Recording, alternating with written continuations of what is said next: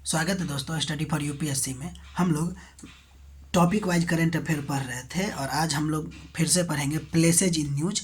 जुलाई 2025 का पार्ट 2 है और ये अंतिम पार्ट है इसका। देखिए, तो पहला टॉपिक जो चर्चा में था वो तुंगभद्रा नदी के बारे में।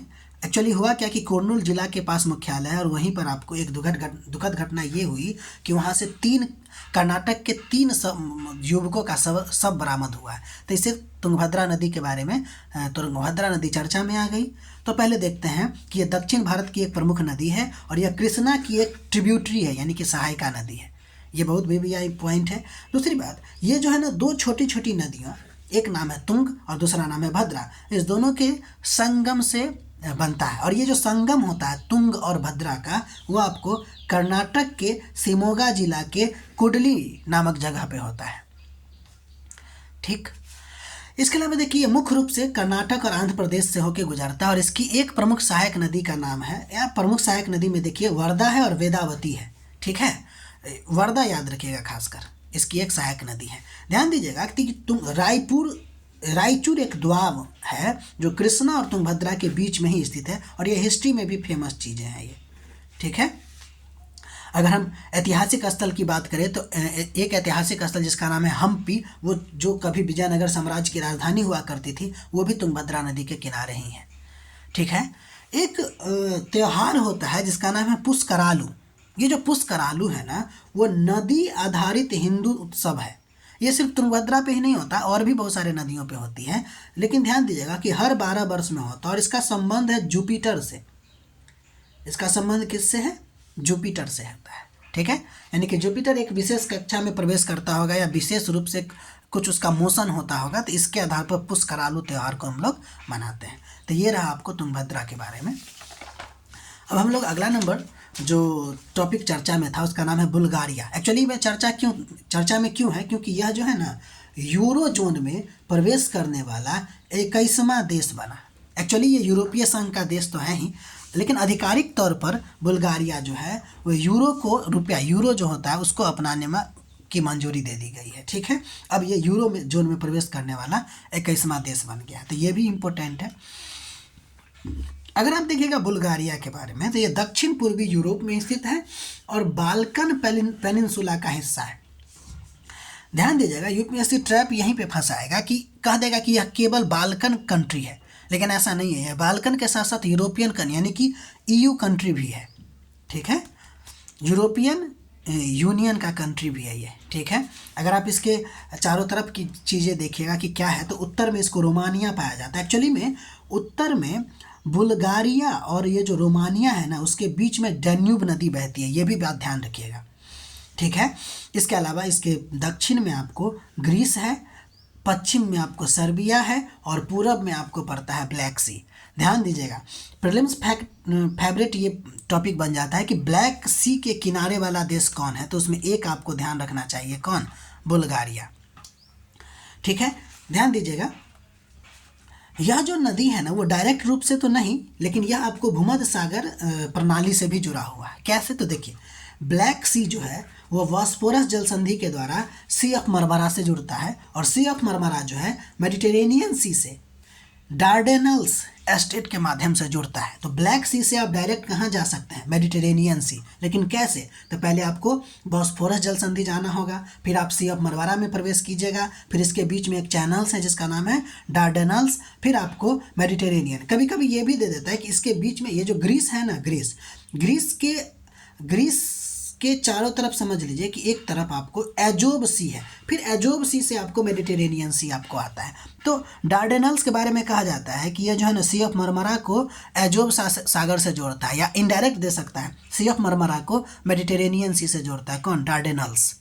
ठीक, अच्छा, बुल्गारिया के बारे में कुछ और बात ध्यान दीजिए कि यह इस देश के बीचों बीच से बाल्कन पर्वत गुजरता है। इसके अलावा रोडोप पर्वत भी एक्चुअली ग्रीस के से बाउंड्री बनाते हुए गुजरता है ये।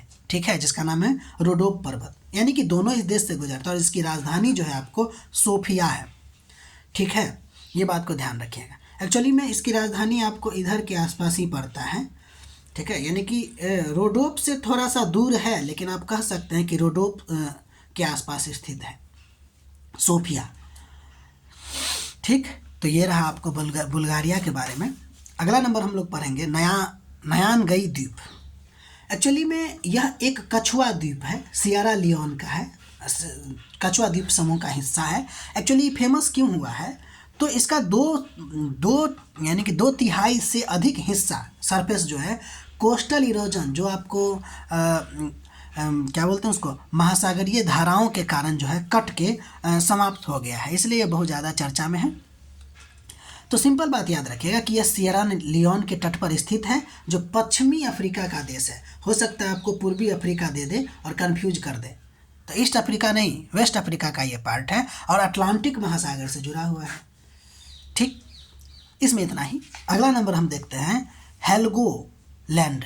हेल्गोलैंड, देखिए हेल्गोलैंड एक्चुअली में क्या है कि ये भौतिक शास्त्रियों के द्वारा इसको क्वांटम सिद्धांत के जन्म स्थान के रूप में याद किया जा रहा है। अब इसको एक्चुअली में क्या है कि वर्नर हाइगेनबर्ग 1925 में क्वांटम यांत्रिकी, मैट्रिक्स यांत्रिकी का पहला पूर्ण संस्करण यहीं पर विकसित किया था। सिंपल बात याद रखें ना कि हाइजेनबर्ग के द्वारा क्वांटम सिद्धांत से रिलेटेड थ्योरी कुछ यहाँ पर दिया गया था, इसीलिए यह आपको हेल्गोलैंड जो है वो फेमस है।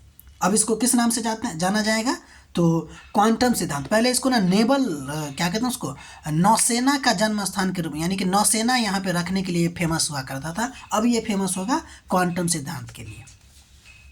एक्चुअली में देखा जाए तो ये आपको उत्तरी सागर में है, ये बात तो भूलने का नहीं कि भाई ये जो हेल्गोलैंड है ना वो कहाँ है, तो उत्तरी सागर में है। और दूसरा कि ये जो है आपको जर्मन की खाड़ी में है और ये लाल बलुआ पत्थर का एक द्वीप है। ये लाल बलुआ पत्थर का ही एक द्वीप है। ठीक है, देखिए अगर हम बात करें हेल्गोलैंड के बारे में तो ये पहले ब्रिटिश कंट्रोल में हुआ करता था, लेकिन 1890 के आसपास हेल्गोलैंड और जंजीबार ट्रीटी, हेल्गोलैंड एंड जंजीबार एक ट्रीटी हुआ था, उसके माध्यम से ब्रिटेन ने इसको जर्मनी को सौंप दिया है। ठीक है, तो उम्मीद है आप लोग इस बात को समझ गए होंगे। ठीक है, अब हम लोग आगे बढ़ते हैं। अगला नंबर जो टॉपिक आपको चर्चा में था, एक नदी थी जिसका नाम था सीन नदी। एक्चुअली में सीन नदी क्यों चर्चा में हुआ, क्योंकि फ्रांस जो है 1923 के बाद पहली बार इसको सार्वजनिक तैराकी के लिए इसको खोला है, नहीं तो 1923 तक से अब तक बंद ही था। अब देखिए इसके बारे में एक फैक्ट तो हमेशा याद रखिएगा कि ये लायर जो कि फ्रांस की सबसे लंबी नदी है, ये दूसरी नंबर की लंबी नदी है। कौन? सीन नदी। ठीक है, और यह पेरिस से होकर गुजरता है, यानी कि पेरिस किस नदी के किनारे है? सीन नदी के किनारे है। और अंत में यह इंग्लिश चैनल से होते हुए अटलांटिक महासागर में मिलती है। ध्यान दीजिएगा, सीन नदी डायरेक्ट अटलांटिक महासागर का हिस्सा, मतलब अटलांटिक महासागर से नहीं जुड़ता, ये इंग्लिश चैनल के माध्यम से अटलांटिक महासागर में मिल जाती है। इसकी एक प्रमुख सहायक नदी है जिसका नाम है मार्ने, है ना, मार्ने कह सकते हैं आप, मार्ने एक नदी है, इसकी प्रमुख सहायक नदी है। ठीक है, अगला नंबर टॉपिक जो आपको चर्चा में था वो है आपको रुद्रप्रयाग। एक्चुअली में हुआ क्या कि भारी बरसात के कारण आपको अलकनंदा नदी का जलस्तर बढ़ गया था, जिससे बाढ़ की संभावना बहुत ज़्यादा बन गई थी। अब अलकनंदा नदी में रुद्रप्रयाग है, तो देखिए 5 पवित्र संगम है जिसको पंच प्रयाग कहते हैं। अगर इसका करेक्ट ऑर्डर देखिएगा तो पहला नंबर पे विष्णु प्रयाग, फिर आपको नंद प्रयाग, फिर कर्ण प्रयाग, फिर रुद्रप्रयाग और फिर देव प्रयाग है। ध्यान दीजिए, अगर हम ये सब के सब आपको उत्तराखंड में ही है पांचों।